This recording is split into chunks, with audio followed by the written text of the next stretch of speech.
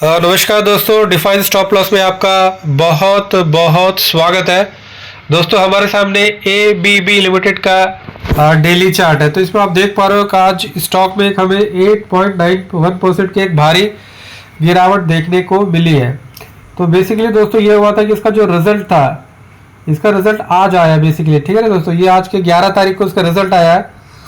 तो यदि आप 11 तारीख से पहले यदि आप रिजल्ट से पहले यदि कोई पोजीशन बनाते हैं तो होता क्या है, या तो आपको काफ़ी प्रॉफिट होता है या तो आपको एक बड़ा लॉस होता है। तो वही है कि यहाँ पे एक बड़ा सा लॉस हमें देखने को मिल रहा है। उसका रीज़न यही है कि जो इसके जो रिजल्ट्स थे, result were not as per the expectations के हिसाब से नहीं थे। तो यहाँ पे आप कल तक देखोगे तो कल तक इसका जो सुपर ट्रेंड पॉजिटिव था, ठीक है ना।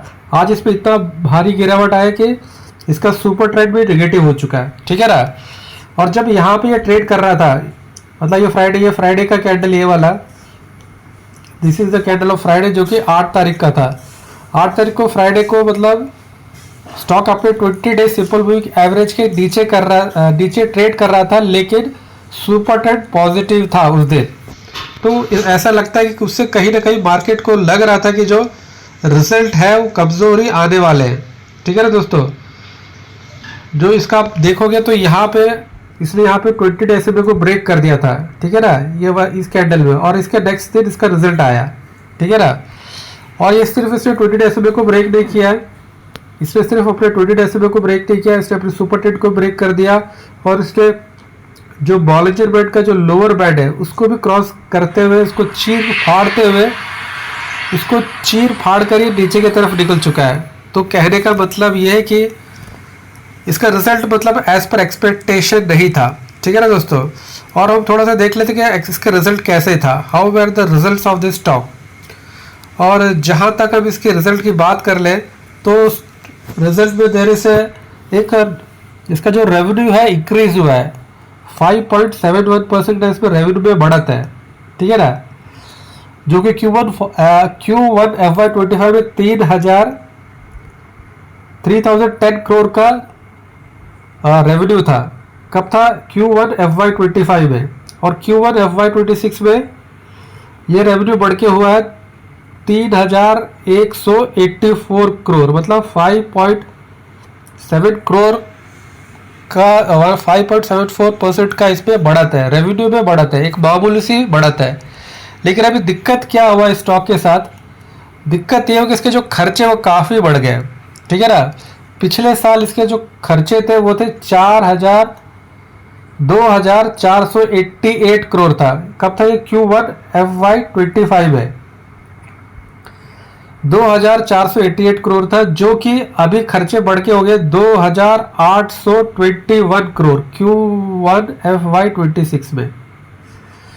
तो कहने का मतलब है जो खर्चे हैं, खर्चे बड़े हैं, खर्चों में बढ़त जो आप देखोगे डेट इज 13.3% की बढ़त है। एक्सपेंसेस, खर्चे बढ़त इतने बड़े हैं। और जब आपका खर्चा बढ़ता है, आपके जब एक्सपेंसेस बढ़ते हैं तो होता क्या है कि आपका जो मार्जिन है, मार्जिन कॉन्ट्रैक्ट्स होता है, ठीक है। क्योंकि आपका प्रॉफिट तो 5.7% के हिसाब से बढ़ा, लेकिन खर्चा आपके 13.31% के हिसाब से बढ़ा। तो इसीलिए जो रेवेन्यू में आप मामूली सी बढ़त है और खर्चे में एक अच्छी सी तेजी है, ठीक है ना। तो इसके अलावा जो है नेट प्रॉफिट की आप बात कर लो, क्योंकि मेन होता क्या है, नेट प्रॉफिट होता है। तो जो नेट प्रॉफिट इसने जो किया था 457 करोड़ था, ठीक है ना, 457 करोड़ था Q1 FY25 में। और अभी जो Q1 FY26 में इसका जो नेट प्रॉफिट है वो है 341। तो कहने का मतलब है कि जो 25% इसमें जो है नेट प्रॉफिट में हमें इसमें गिरावट देखने को मिली है, जिसके कारण ये स्टॉक आज और इंट्राडे बेसिस इसमें 10% का हमें एक शार्प डाउनफॉल हमें देखने को मिला, ठीक है ना दोस्तों। इसका प्रॉफिट जो है 25% टूटा ईयर ऑन ईयर बेसिस में, ठीक है ना। क्वार्टर ऑन क्वार्टर बेसिस में इसका 420 करोड़ था, ठीक है ना, Q4 FY25 में। तो क्वार्टर ऑन क्वार्टर बेसिस में भी इसमें गिरावट है और ईयर ऑन ईयर बेसिस पे भी इसमें स्टॉक में मतलब इसके प्रॉफिट में गिरावट है। रेवेन्यू में थोड़ा सा हल्का सा इंक्रीज है, खर्चे इसके बड़े हैं और नेट प्रॉफिट भी गिरा है, ठीक है दोस्तों। और इसका जो मेन सेगमेंट है जहां से इसको रेवेन्यू आता है तो वो है इलेक्ट्रिफिकेशन। इसका जो पिलर आप बोल सकते हो, इलेक्ट्रिफिकेशन सेगमेंट से इसका 48% रेवेन्यू आता है, ठीक है ना, जो कि होता है 1465 करोड़ इलेक्ट्रिफिकेशन सेगमेंट से आता है। उसका जो दूसरा सेगमेंट है वो है मोशन,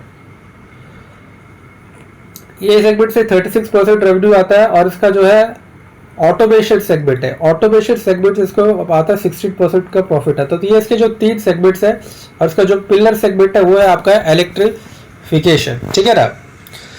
और अभी इसमें हुआ क्या है कि बेसिकली इनका जो एक एबीबी रोबोटिक, इनका जो सेगमेंट था एबीबी रोबोटिक, इसको इन्होंने बेचा है एक स्विस कंपनी को। तो इस कंपनी को बेचने के द्वारा इसका हुआ क्या है कि इनको मतलब एक वन टाइम कैश फ्लो इनको मिला हुआ, ठीक है ना। इसके कारण क्या है, इनका जो नेट प्रॉफिट बताया गया 1783.65 करोड़ है। तो वन टाइम सेल के कारण, एक स्पेशल आइटम के कारण इनका नेट प्रॉफिट जो मतलब 1783 है, लेकिन इनका जो एक्चुअल आप नेट प्रॉफिट देखोगे तो वो सिर्फ 341 करोड़ है। तो ये कुछ ऐसे रीजंस थे जिसके कारण हमें मतलब स्टॉक में आज प्रेशर देखने को मिला हुआ है, ठीक है ना दोस्तों। तो अभी आप स्टॉक देखो तो कमजोर हो चुका है। कमजोर क्यों हो चुका है? क्योंकि 20 डेज के नीचे ट्रेड कर रहा है, ठीक है ना। और इसका सुपर ट्रेंड नेगेटिव हो चुका है, और सुपर ट्रेंड ही नेगेटिव नहीं हो चुका है, इसका जो बॉलिंजर बैंड है, बॉलिंजर बैंड को इसने फाड़ के मतलब चीर फाड़ के इसने एकदम बाहर की तरफ निकल चुका है, ठीक है ना। तो अर्निंग्स, रिसेंटली इसका अर्निंग्स आया था, ये जो अर्निंग्स के कारण आप इसमें मतलब, क्योंकि इसका अर्निंग्स में जो प्रॉफिट है, प्रॉफिट में 25% की गिरावट है ना, जो 457 करोड़ से गिर के जो 341 करोड़ हुआ है। तो इसके कारण आपको मतलब एक प्रेशर देखने को मिल रहा है। यदि इसको कोई खरीदना चाहेगा तो what would be the level जहाँ पे this can be little bit,